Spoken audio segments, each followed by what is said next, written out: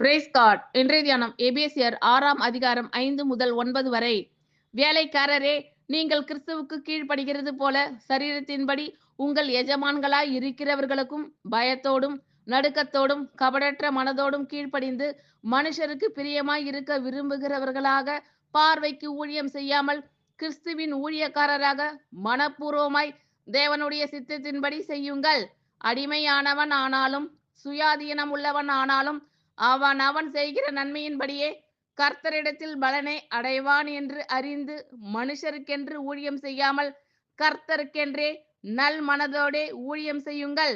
எஜமான்களே, அப்படியே நீங்களும் வேலைக்காரருக்கு செய்ய வேண்டியவைகளை செய்து அவர்களுக்கும் உங்களுக்கும் எஜமானானவர் பரலோகத்தில் இருக்கிறார் என்றும் அவரிடத்தில் பட்சபாதம் இல்லை என்றும் அறிந்து கடும் சொல்லை விட்டு விடுங்கள். ஆமென். Thank you Lord.